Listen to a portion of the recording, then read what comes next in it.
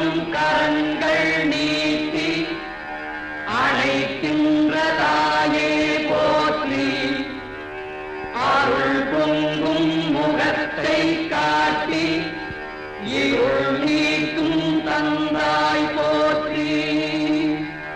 தழைக்கும் ஓர் உயிர்கட்கெல்லாம் துணைக்கரம் கொடுப்பாய் போற்றி, தூயவர் இதயம் போல துலங்கிடும் பொழியே போற்றி, தூரத்தே நெருப்பை வைத்து சாரத்தை தருவாய் போற்றி, ஞான